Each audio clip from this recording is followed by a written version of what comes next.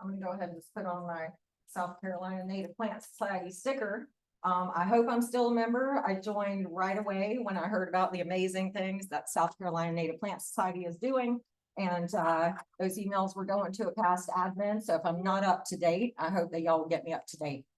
Because you guys live in an incredible region. Two of my biggest heroes since I started doing this work are here. And unfortunately, they can't be here tonight because they're out in the world doing other amazing things. But I'm sure many of you know Rick Huffman and Frank Holloman, who are I have to say right here, we're on Zoom. I forget. I like to wander around. Okay, perfect. So can everyone hear me? Great.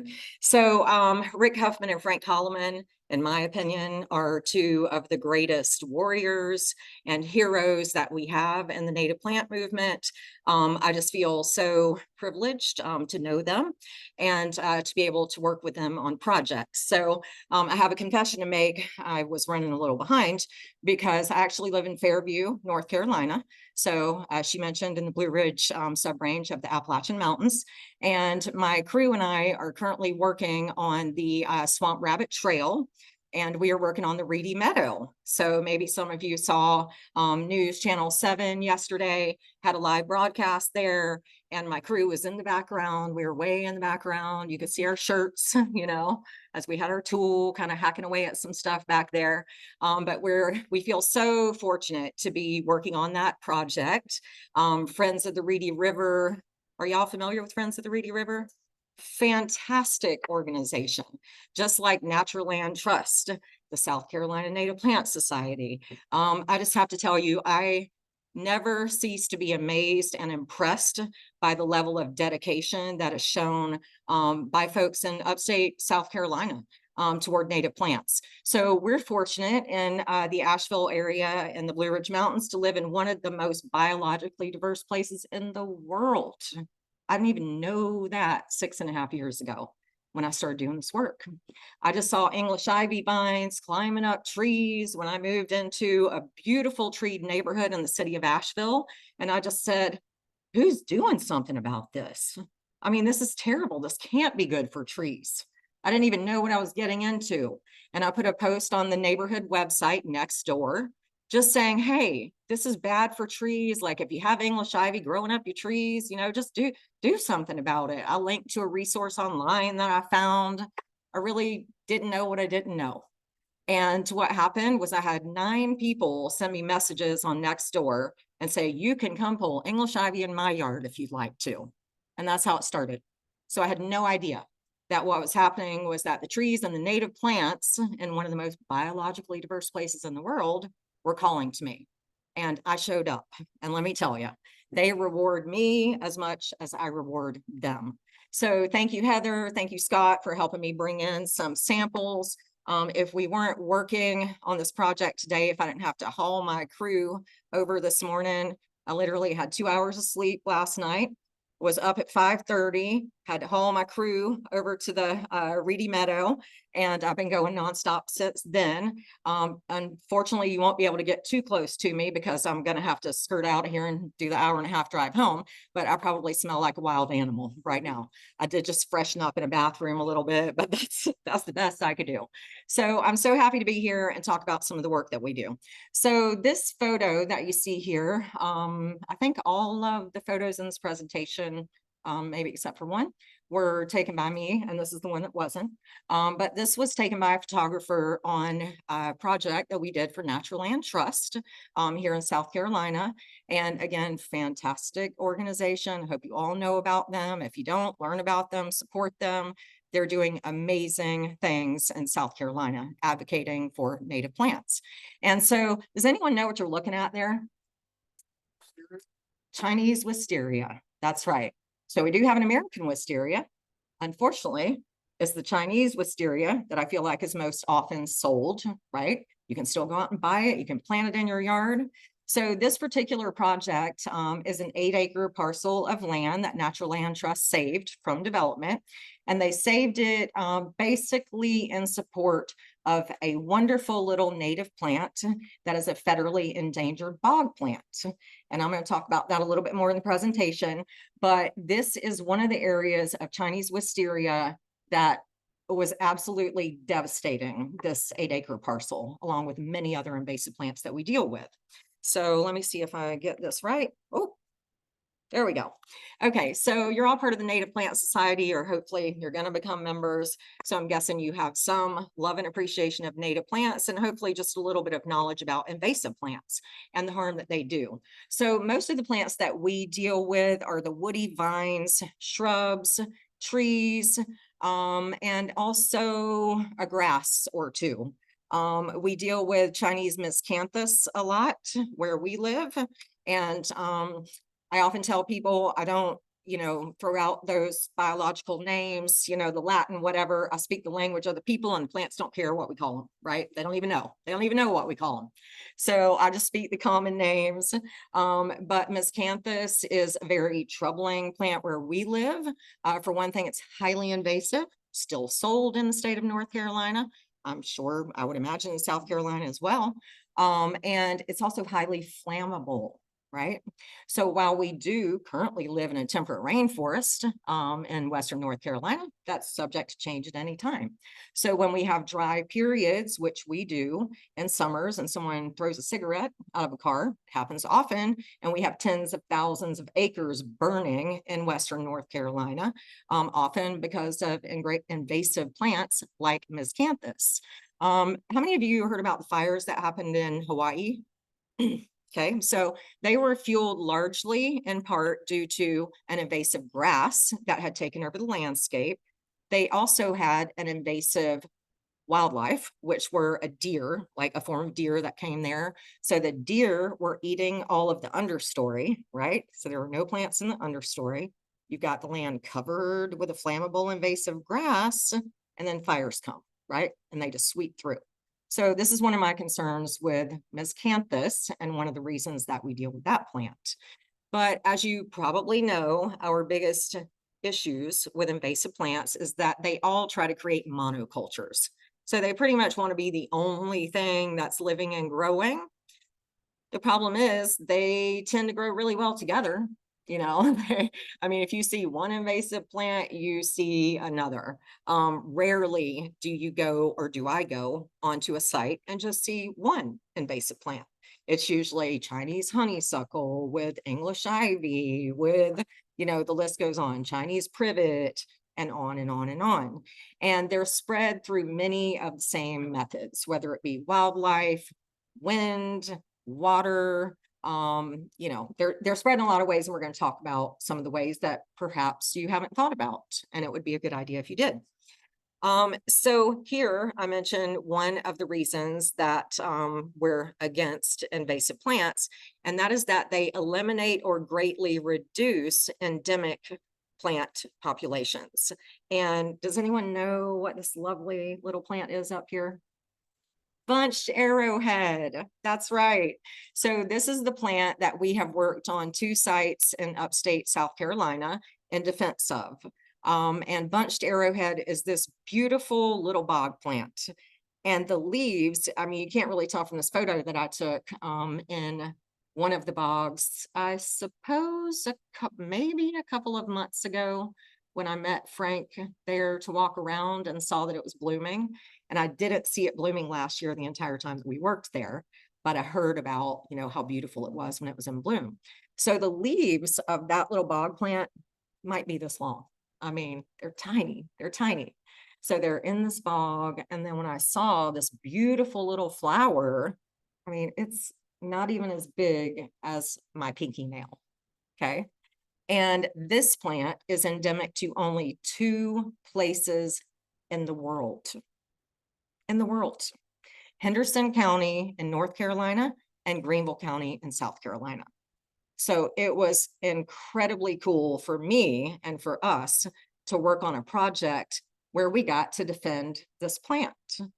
And this is one of those success stories that I like to talk about, because after we came into this site, which has 2 bogs, a swamp, and a creek running through it, The bog, I'm sorry, this plant only existed in one of those bogs, okay? And so we worked there a couple of times last year, basically just fanning out from that bog, okay? And we are removing all of the invasive plants that surrounded the bog. So we were dealing with Chinese honeysuckle, Japanese holly. How many of you maybe have Japanese holly in your yard and you didn't know it could be invasive, right? Nandina, burning bush. Sound like popular landscaping plants? Anyone? You could probably go down to your neighborhood, gardener and buy those right now, right? So they're all in these woods, along with hearts of bustin. Anybody know that plant? One of my favorite native plants, right? But it's in the same family as burning bush.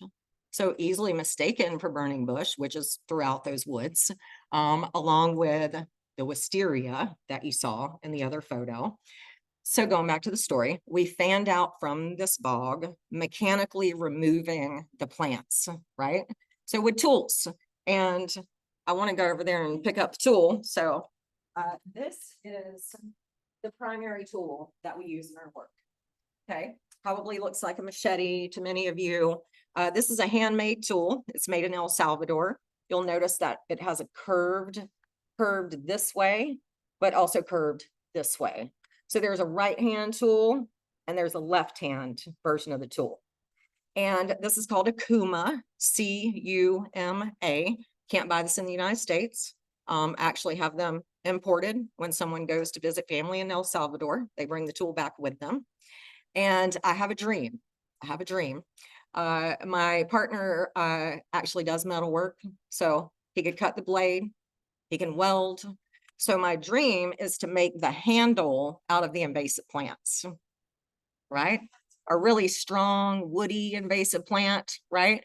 And then we make the tool to kill the invasive plants with the invasive plants. You might call that poetic justice. I think it's lovely. So probably, I'm not exaggerating, I'd say over 90% of our work is done with this one tool. So it's really good for tracing vines. Now I can't use it.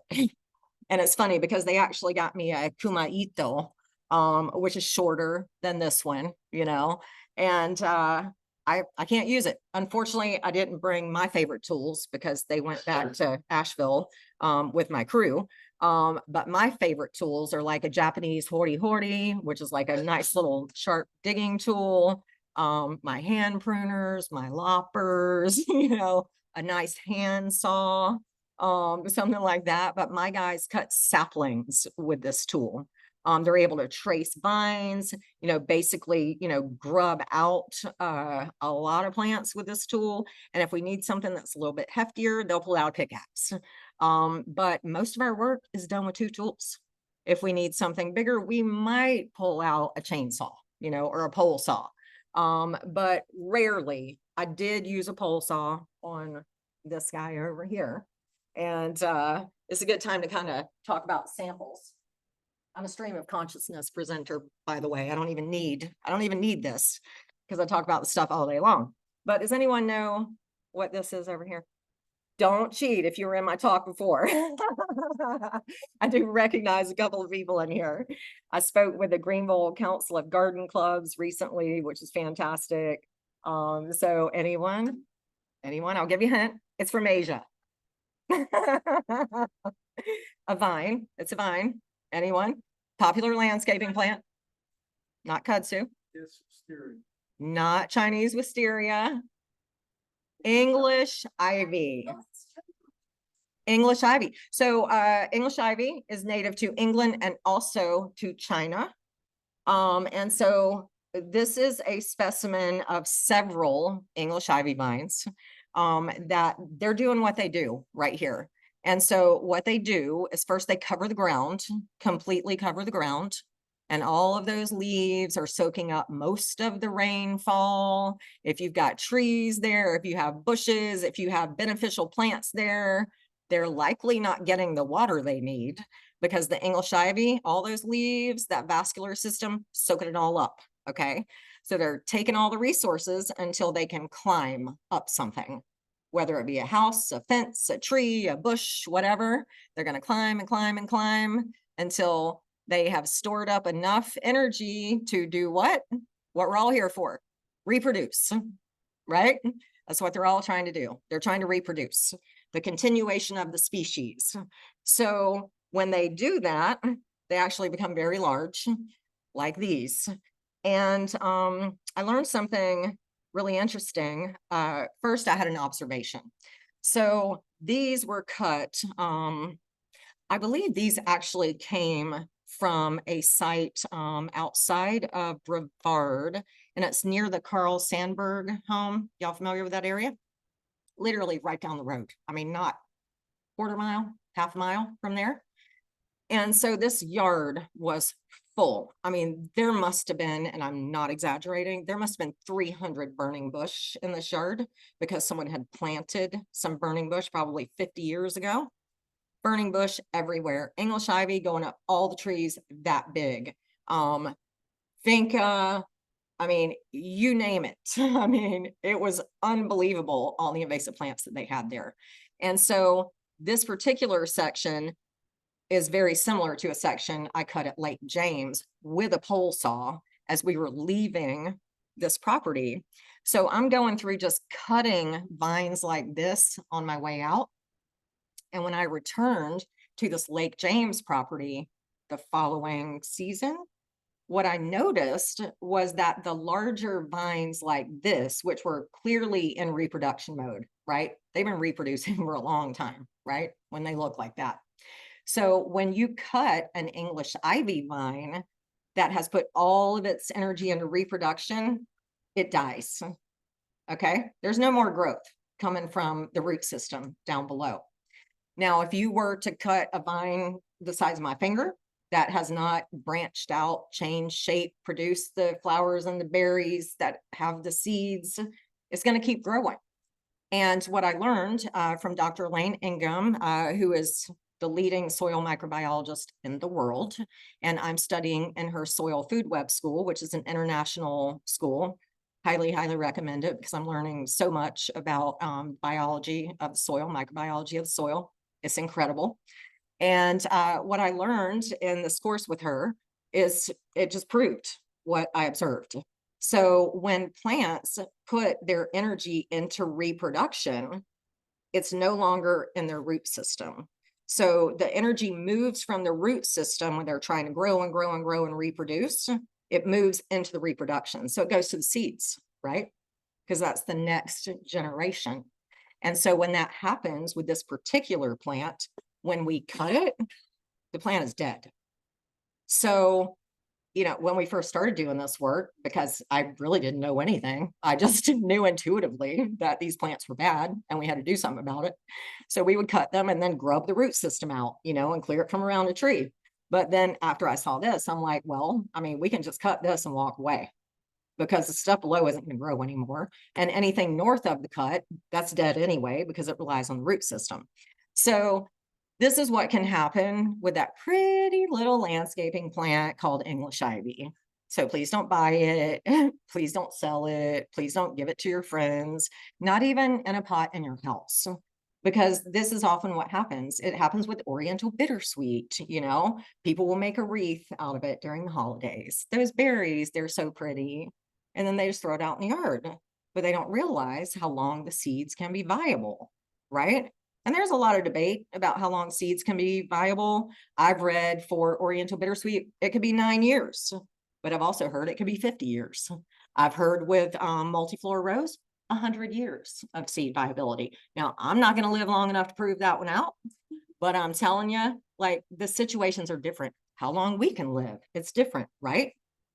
How well we feed our bodies, how much we exercise, our immune systems, right? We can live to be different ages based on where we live and how we treat our bodies.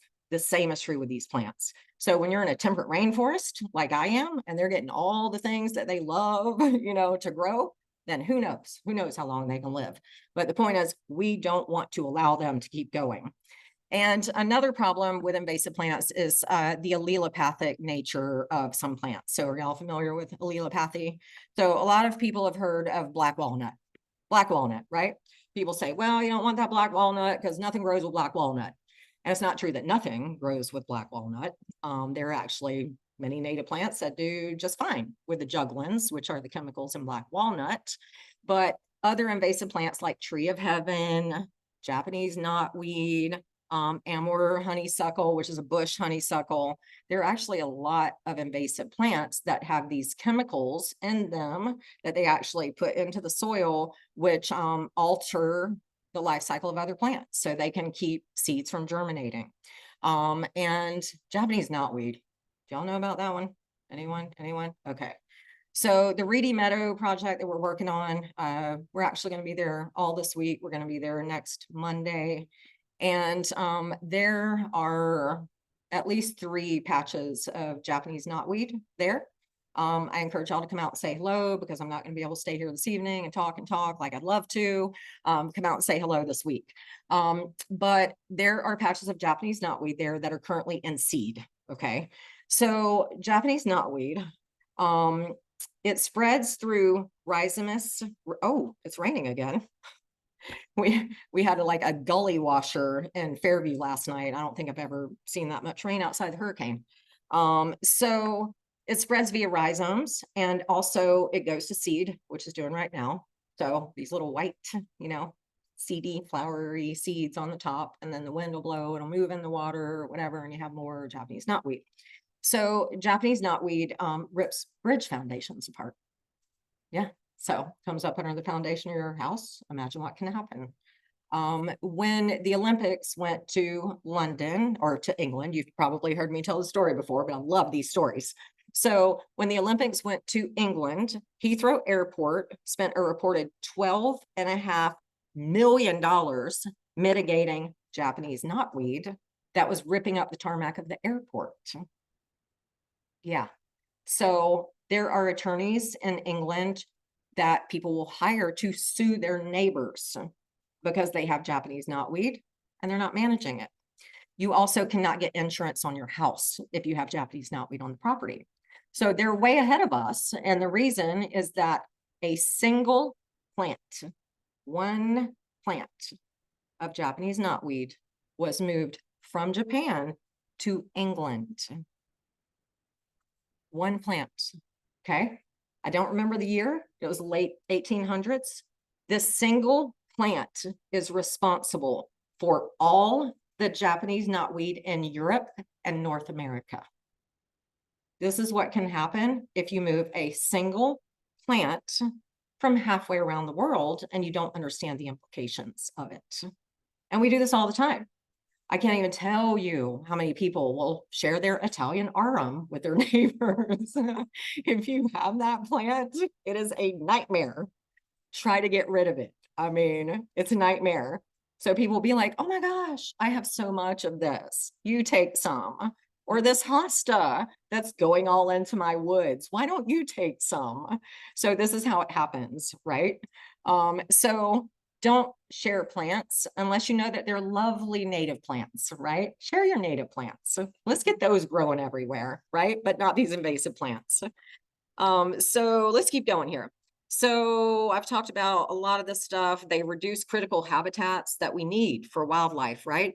You're native plant people, native plants, food, habitat, right? Not the invasive plants. In fact, butterfly bush. Y'all know that plant? Boodlia, right? Smells so good. It's so pretty. The butterflies love it. So someone planted it on our property many years ago, and there were 2 big bushes. So when I started coming around, I was like, that's an invasive plant. We have to get rid of it, along with the giant miscanthus that were on both sides of the front door, by the way. Giant miscanthus, both sides of the front door, highly flammable. You don't want that next to your front door. So we took those out, and butterfly bush is, as far as I know, the only plant that we deal with that produces seed in the first year of life, okay? To the tune of like 5,000 of them. So we have 7 acres, and rarely do I walk around the 7 acres that I don't find a butterfly bush popping up somewhere. And I'm serious. I'm like, oh my God, there's another one. you know, so I'm always just ripping out butterfly bush. So the only thing that I have seen use butterfly bush as habitat is an invasive praying mantis from Asia. And if you didn't know we have one, we have one. Okay. So imagine the butterflies are coming to the butterfly bush. It's raising a praying mantis from Asia. What's going to happen? It's going to eat your butterflies. So let's not plant butterfly bush. Go for the native plants instead, right? So South Carolina, I mentioned, y'all have some amazing resources here, amazing people who fight the fight, who spread the knowledge. And this exotic invasive plant species of South Carolina publication, I list the links here. They look like they're running off the screen. But anyway, the South Carolina Exotic Plant Pest Council, I always mess it up, plant pest plant. They're a great resource, and they and Clemson put out this publication. And are y'all sharing the presentation with folks? Are they going to be able to access it to get a link to the resources? Yeah, that'd be great. Yeah, so there are several resources throughout here that y'all might want to refer to. So the point is, use these resources. This one is New Invaders of the Southeast, and I put the link to it here. So it's a USDA publication, and there are plants on here that, like I said, they may surprise you, but I see these. Definitely the Nandina, the Mahonia, which is the only plant we deal with that's native to the US. And actually Nandina, Mahonia, let's see what else. So those two are in the Natural Land Trust site. So those are some of the plants we've been pulling out there. But we deal with all of these in Western North Carolina for sure. And the hosta, the invasive hosta, if you don't know about that one, I've seen it, and trust me, there is one. And we have native plants that are so much more beautiful, in my opinion, than hosta, like maidenhair fern, like Jack in the Pulpit, which is now one of my favorite native plants. It's so cool. And we're working for an HOA in Henderson County in North Carolina. And it's one of these HOAs. It's all up in this beautiful mountainous, area. And of course, everyone is bringing in the invasive plants from Asia and there. And then you go into the common area and Jack in the Pulpit everywhere. I mean, all over the ground. And kudzu vines, of course, this big around that have been strangling the trees for, 25 years. But the point is, get to know your invasive plants in this area. And I know that South Carolina Native Plant Society, as well as the Exotic Pest Plant Council, have those lists of invasive plants, the watch lists, and they actually kind of categorize them by threats. So be aware of what they are, get to know the plants in your yard. I mean, I love using plant ID books, old school, if you will. Everybody just uses their phone and their apps these days, but whatever, use the tool. Just like I tell my guys, hey, you're comfortable with that tool, use that tool. Use the tool that works for you. But I encourage everyone to get to know the plants in your yard. And when you see something pop up that you haven't seen before, it'd be a really good idea to figure out what it is. Because I can tell you right now, if you spot a Japanese knotweed plant when it's this big, you got a shot. But if it's been growing there for a few years, like, it's going to take you years to get rid of it, whether you use chemicals or tools, right? So why don't we just use tools and not poison the soil and the water and the insects and the microbiology and all that at the same time? So some other source of invasive plants that perhaps you have not thought about, mulch, gravel, forage. If you have, horses or cows or whatever, and you bring forage in, even if you bring in pine straw, right, from Georgia or wherever, you have no idea what could be growing in that stuff. Even nursery stock. I mean, I have literally brought plants home in a pot from a nursery and weeds are popping up in it. So just be aware, right? And one of the greatest concerns to me, and one that I educate people about every chance I get, is equipment, okay? Particularly with response to the hurricane in my area and yours as well. I mean, we are still inundated with giant machinery going up and down our rivers and our streams, destroying living plant life, as well as compacting the soil. And they don't wash their equipment when they bring it here. and they don't wash it when they leave. So when you've got giant equipment with buckets and wheels and all that stuff, and it's got soil caught up in it, and it drove through an area that had Japanese knotweed that was in seed, what do you think is going to happen? They're spreading it everywhere. They're spreading it everywhere. And I have seen actually the Allison Dever House in Brevard, which is a historic property. And if you go to my website, there are a couple of videos there. We did some work for Silvermont Cottage in Brevard and also the Allison Dever House, so historic properties. And I was called to go look at Allison Dever House after we had worked there and did a heck of a lot of invasive mitigation. And there's Japanese knotweed spotted there. So I go up there and sure as anything, there's this little patch of Japanese knotweed. And so I'm looking around and I'm trying to figure out where it came from, how it got there. And I thought about it all the way home as I was driving 45 minutes to get home. And then it hit me. So the spot in front of the Allison Dever House is literally like if you were to take a mower off a trailer, right, and put it down and start mowing, it was the first area to the left of where that mower would have hit the ground. And so I called the woman. I mean, it was like 7 o'clock in the evening. And I called her and I'm like, listen, I thought about this. And I go, do y'all have that property mowed? And she's like, yeah, we have it mowed. And I'm like, well, do you know where they start mowing? You know, and she's like, well, they usually start down here. And I said, well, it's amazing to me that the only spot of that Japanese knotweed is the first little treed area where the grass ends. Like, here's the driveway, here's where the grass starts. So if that stuff is caught up in the blade, you know, and then they go up there and they blow out, right, what they went through, voila, Japanese knotweed. So equipment, okay, beware of that. If you have any kind of equipment coming onto your land, excavation equipment, mowers, whatever, be on the lookout for the plants that come up afterwards, because I've seen it coming out of rocks that were used for retaining walls. And if Japanese knotweed can rip bridge foundations apart, what do you think it's going to do to a retaining wall? Right? No problem. I've seen it in, I mean, so many new construction sites. The people are like, this plant wasn't here before. Now we got this patch of it over here. And I'm like, yeah, and look, amazingly, it's right where all this soil was moved by the excavator. And then you got Japanese knotweed there. So the point is, know what these plants are. And if there were one that I wanted to know what it was, it'd be Japanese knotweed. So understand they can come from places that you have not thought about. And let's see, I've talked about most of these things. Hitchhikers, right? Including your bike, right? Let's say you go for bike rides. You don't even know what you're riding through. You ride through some seeds of something, then you go into the forest, right? Or you come into your yard, or you go on the trail, right? The Swamp Rabbit Trail. So there are brushes that you can get, right, to just clean out the tracks of your wheels, your tires. You could clean out, you know, your boots, right? You have dogs, right? You go through a meadow, let's say Johnson grass is blooming like it is in the reedy meadow. The dog runs through there. They get some seeds caught up in their fur. That's one of the ways plants spread themselves, right? They're hitchhikers.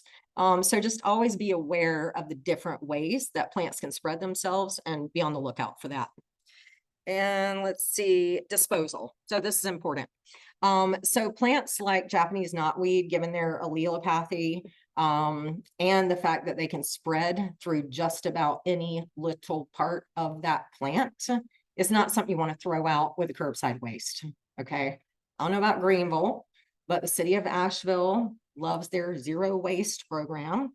So all the curbside waste gets picked up and taken to a local stump dump. So I don't know what y'all know about stump dumps, but where we live, they take all of the refuse, right? Anything the landscapers drop off. People, so it's a brilliant business model because people pay them, right, to take their waste. And then they bring in a giant tub grinder. They grind it all into mulch. And then people pay them to take it. I'm like, it's brilliant. Unless you're spreading invasive plants at the same time, which they are, and not to name names. But I knew it was a bad idea. We bought some leaf mulch because we literally had a parking lot that compacted soil like you wouldn't believe. And we're just trying to build beds, you know? So we brought soil in. I'm like, we need some sort of organic matter. What can we bring in? And so someone said, even a very knowledgeable plant person said, they have leaf mulch at this particular, you know, stump dump. And I'm like, oh, I don't know. He's like, well, there's not really anywhere else you can get it. I'm like, oh, I don't know. I could spend every free moment I have, and many of them I have spent for the past 3 years, pulling out 500 different weeds out of those patches of leaf mulch. And I'm not exaggerating. I mean, I could spend all my time pulling weeds out of there, and that's where it's coming from. So you just have to be really careful. Find a reputable mulch source, one that comes from sawmills. Not that I like trees being cut down, but you know, at least know that the mulch is coming from a good place and it's not going to harbor invasive plants. Okay, so let's see what you can do. We talked about that. We talked about that. Yeah, we talked about all this stuff.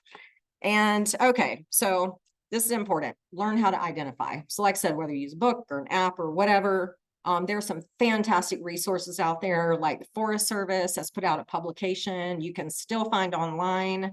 I have printed copies and I usually bring all of this stuff, but I had to move my crew this morning and we can only fit our tools and coolers and all this stuff in the vehicle, and a few of these. But it's a fantastic publication. You can often find like in used online bookstores, and it's invasive plants in southern forests. And I say use them for identification purposes. Okay. But all of the giant land managers of the United States, BLM, Forest Service, you know, all USDA, all of them, Park Service, they help you identify the plant and then they tell you the rate of chemicals to use. Okay. So use it for identification, but then understand what Doug Tallamy has taught many of us is that we collectively, as private landowners in the United States, own more land than all of the giant land managers combined.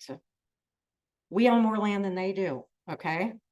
So that's where the idea of homegrown national park, if you're not familiar with it, came about, because he's like, we can all come together and make our own homegrown national park. And we can make a bigger impact if we come together and do these things like getting rid of invasive plants, planting native plants, not using chemicals that destroy the microbiology of the soil and many other things. So I actually did a talk at the North American Invasive Species Management Association. Many of my peers, hundreds of them. Only the second year I went to that conference. Little old me, started my own business. It was like 3 years in and I wanted to go to the big conference. And so I'm going into all these sessions and they're all talking about chemicals, chemicals, chemicals, chemicals. And I'm like, dang, nobody's like talking about doing this with tools. So when I said at that time, I was like, I'm going to speak at this conference. So when the call for abstracts came out, what do you think I did? I submitted an abstract and they accepted it. So it was like mindful management of invasive plants and ecologically sensitive Blue Ridge Mountains. Boy, I really sold him on that one. So, but I did just that. I talked about the fact that, look, most of us don't manage 100,000 acres. We don't manage 1,000,000 acres. So when you put out the publications and you put out the research and you say you have to use glyphosate at this, you know, dilution and blah, blah, blah, blah, blah. I'm like, you're doing a disservice to all of us. And I tell them that to their faces. And the thing is, they remember me. Literally, I spoke. So a room of probably 75 people, and several people came up to me over the course of the next few days and said, Raven, I really enjoyed your talk. Like, you really made me think. And these are people from the Forest Service, USDA, you name it. And so the senior person for the Forest Service who manages invasive species for all of the Forest Service, right? She spoke with me, and a year and a half later, I went to the first biological control summit in Annapolis, Maryland. And I walked into this room and this woman goes, Raven. And I was like, who, me? And I didn't remember her. And she goes, I still think about your talk. And she was the organizer of the first biological control summit, which was a joint thing between the Forest Service and the North American Invasive Species Management Association. So the point is, if we talk about these things to people, we can change things, but it's going to take all of us, and not saying, well, we're just going to do it the way it's always been done. Well, they've got, you know, Roundups sitting front and center as soon as we walk into Home Depot and Lowe's. That's what we're going to do. You know, so the point is there's a different way to do it, and it's just as effective. In fact, it's more effective, and we don't have all those consequences. So I just like to be funny here, but it's also true, because I say chemicals aren't the answer. There are too many unintended consequences, and I see how well mechanical removal works. And people say, but they're systemic. That's a good one, right? But they're systemic. And then I say, this is the system. This is the system. A plant is not an enclosed system. They're exudates, right? They're relationships, exchanges between the roots of a plant and the soil. They're transferring energy, right? And so we put chemicals into a plant, they're going into the soil. So we can do it differently. I don't want to harp on that too much, but so how do we do it? So out by the roots as much as possible. So when we're dealing with most of the stuff that we're dealing with, we can take it out by the roots. Like this one right here. Anybody want to guess what that one is? We've already said this plant before. No. I'll give you a hint. It's from Asia. Yes, it is actually Chinese wisteria. So this is a root ball that we dug out of a homeowner's property in Leicester, outside of Asheville. So, I mean, if you counted, I don't know, there might be 50, 60 vines coming from this one root ball. And this thing was this far under the ground. This far under the ground. And unfortunately, I haven't had time to like put a bunch of the photos from the Natural Land Trust site in here, but I took a lot of them because we worked there last week. So this wisteria in this area, I have photos of the vines that are just running over the ground, and they are bigger than my leg. They're bigger than my leg, okay? And I mean, they're just, you would walk through this area of woods and there's nothing on the ground but Chinese wisteria. And I mean, the ropes, the vines would be from this big to this big. And I'm not exaggerating. I've seen kudzu vines that big. I've seen oriental bittersweet vines this big. They're gigantic. It's horrifying. So the first thing we do if we're going into a job where we cannot remove every single plant, you know, the people just say, look, we don't have the money to just do everything right now. The first thing I say is a triage approach, right? Stop the bleeding. So when we go in, we want to deal with the most mature plants first, because what are they doing every year? Reproducing, right? So let's say you got English ivy on the ground, but you got burning bush over here, multiflora rose, giant English ivy that are going to produce thousands of berries and seeds this year. The least you can do, right, is cut that vine. The least you can do. You got Nandina that's producing those beautiful berries, right? The least you can do is cut it off so that they're not going to produce all the berries that have the seeds.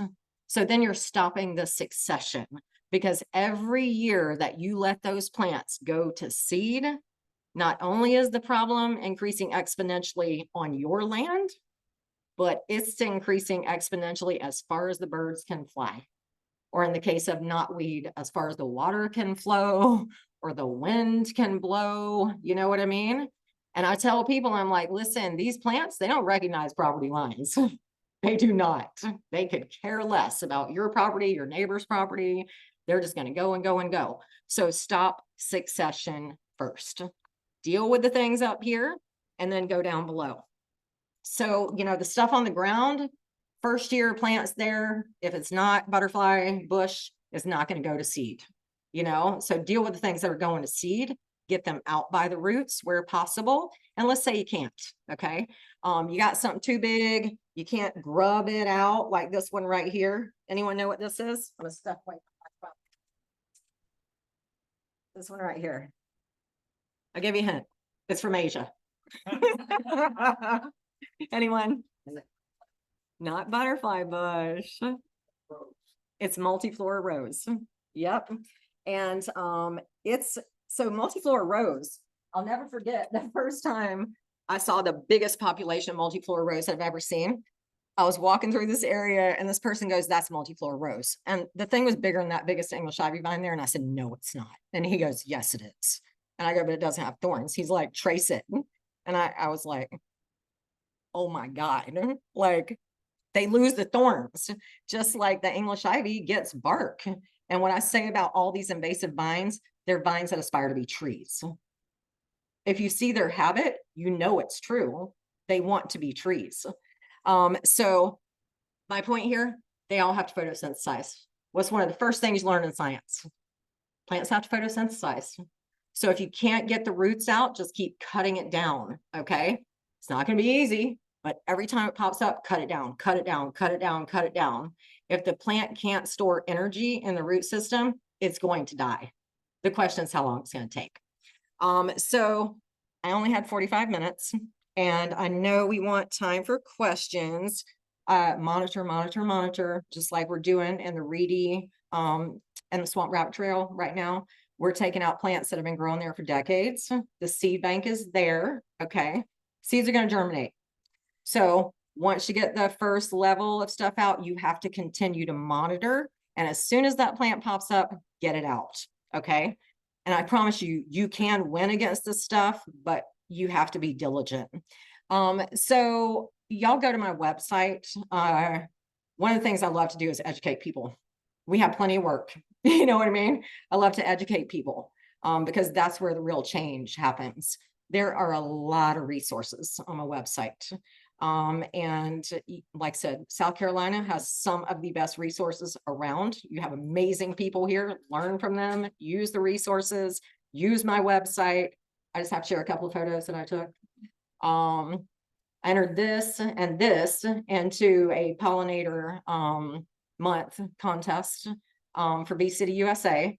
And they had so many amazing entries that they decided not to award one winner, but they picked 14 of us, and our photos, including this one, are going to be on display at Carolina Native Nursery, and they're going to be auctioned off. So I called this one In Repose. Isn't it lovely?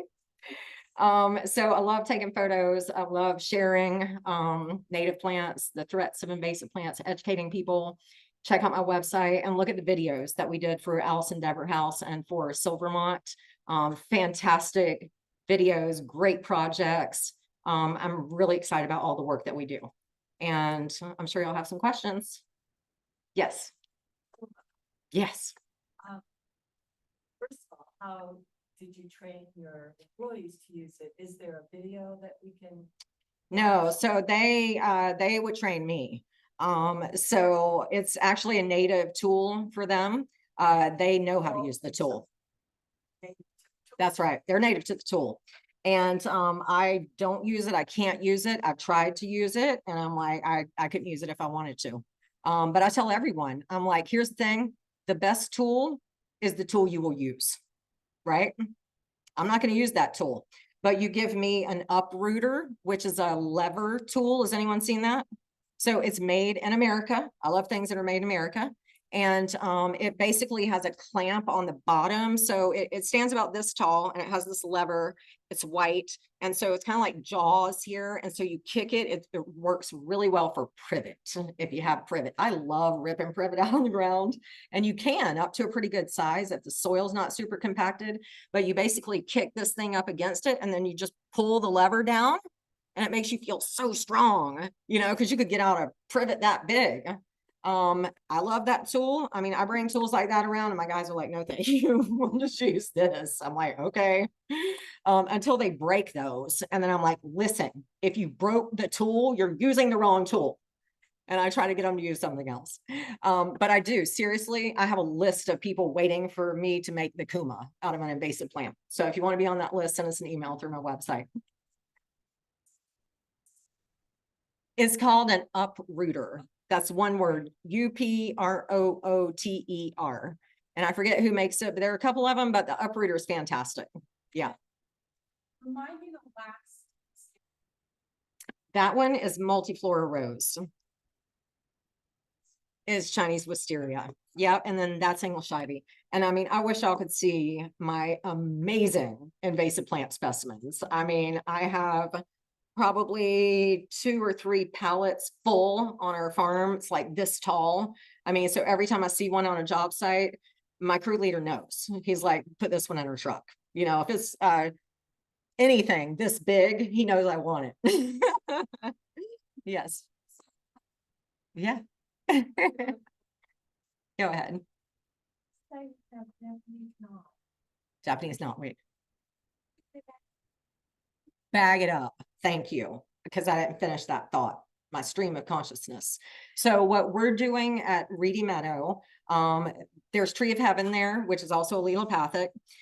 Use extreme caution if you have Tree of Heaven. Do not cut a big one without wearing protection. You don't want to breathe it. You don't want to get it all over your skin, because those allelopathic chemicals can cause a heart condition. This happened to someone who's 2 degrees from me. And also they're believed to be carcinogenic. Many tree people don't know that. Many landscaping people don't know it. I have literally stopped on the side of the road and talked to landscapers that I saw dealing with that plant. So the ones that are allelopathic, we're taking to the landfill. So if it's Japanese knotweed, always you want to bag it up, because that plant spreads, I mean, almost literally from any part of that plant. So bag it up, send it to the landfill. Okay, and not to the brush area of the landfill where they also make mulch, but with the household garbage. So we haul it to the landfill. Well, I wouldn't burn anything with allelopathic chemicals, because they're poison. And so just like burning poison ivy, English ivy has compounds in it that can irritate the skin, just like poison ivy. I wouldn't want to burn that either, because it certainly wouldn't be good for us if we breathe it. And I just wouldn't want it going into the air. So things that I don't mind burning, if it's really rainy, you know, like multiflora rose, you know, I'll burn that. I'll burn privet all day long. But we actually have 2 greenway shredders, and we're going to be using one tomorrow, at least a couple times this week at Reedy Meadow. So we're hauling away the poison ivy, lovely native plant, important food source for birds, but it's irritating to us, so we're taking it out.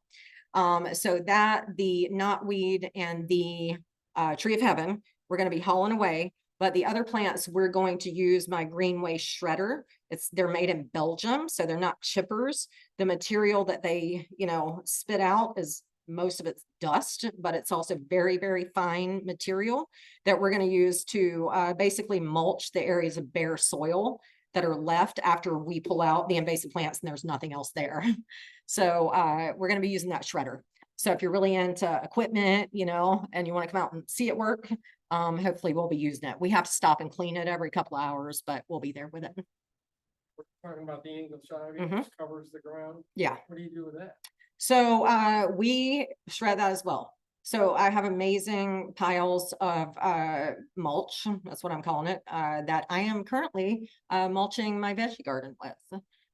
Something I learned recently about bamboo, and if you go to my website soon, I'm going to have some compost tea amendments that are beyond biologically complete, that you can make compost tea and put it in your garden. It's going to have all the microorganisms and more that you need. But these guys are making the compost with bamboo and other material on Amish farms. And what they've learned about the bamboo is that it actually brings microbiology to the table, or the ground, if you will, that wasn't there before. Incredible microbiology. So it is actually really good for the soil. And I'm going to use it in my garden beds and see what happens. Yes. Yes. What's the best kind of protection to wear when you're working with poison ivy? That's a really good question. So obviously people have different levels of sensitivity to poison ivy. Some people are so allergic that when the wind blows and those oils go into the air, they can get a systemic reaction. So people like that, I say, I don't know, watch TV. I'm kidding. Everyone should be outside. But I mean, some people are so sensitive that, you know, I'm like, I don't really think you should be working in the garden, because I tell people the poison ivy is never going to go away, because the birds are supposed to eat it. And even if we take out every bit of poison ivy in your yard, A bird is going to sit in that tree tomorrow and poop more out, you know?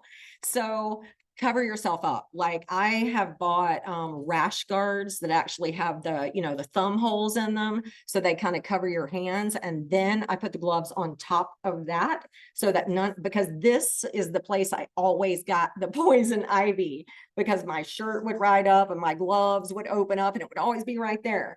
But my number one for poison ivy, when I know I have touched it, is rubbing alcohol. Okay, until COVID happened. And then good luck finding a bottle of alcohol. Here I was like working in poison ivy, and I'm like, I can't find alcohol anywhere. But a bottle of rubbing alcohol, it will just dissipate the oil. So I always have some in my truck. And if I know I get poison ivy, I just pour it on there, take like paper towels and just rub it off.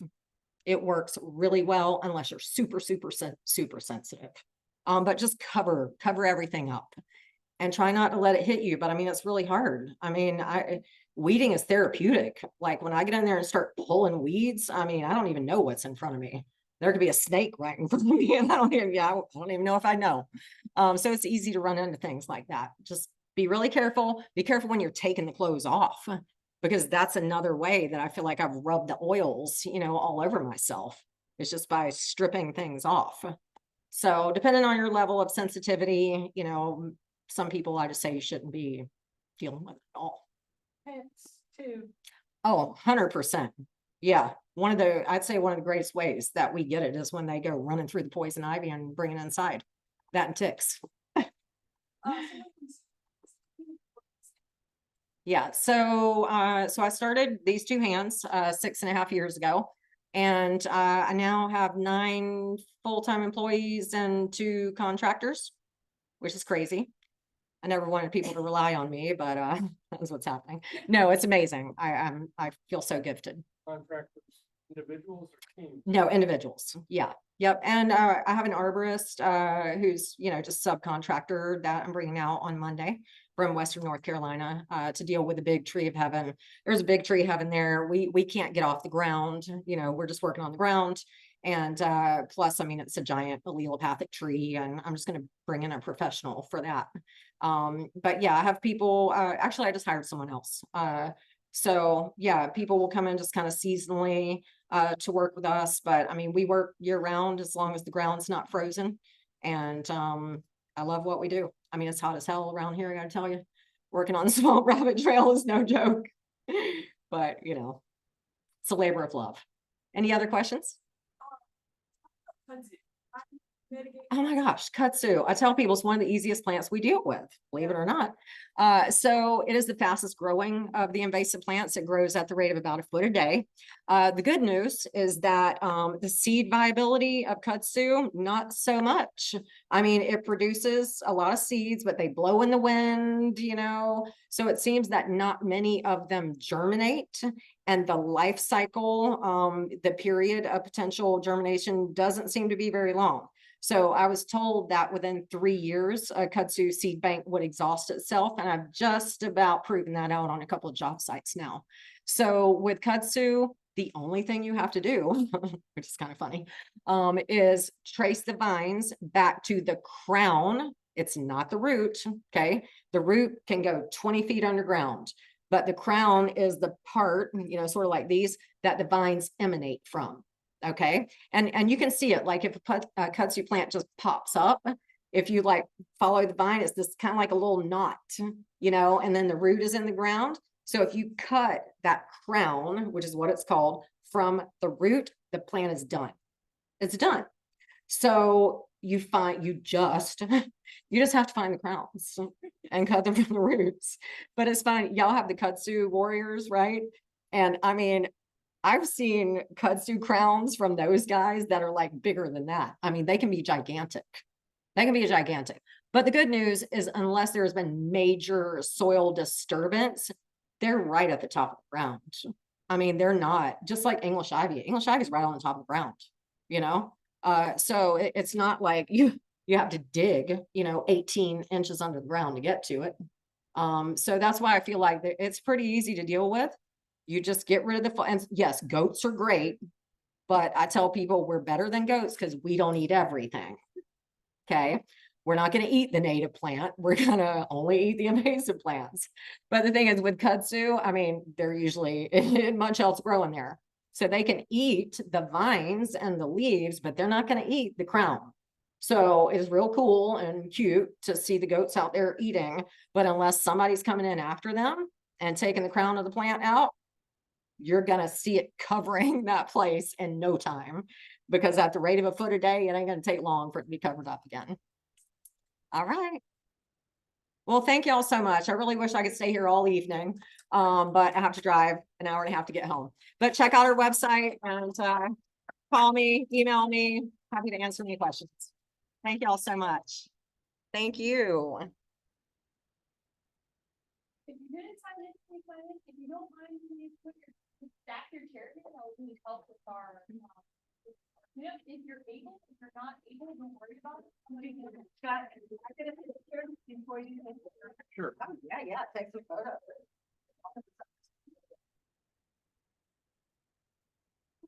Thanks everyone on Zoom. We're gonna wrap up. We'll see you next time in September. No July or August meeting. All right.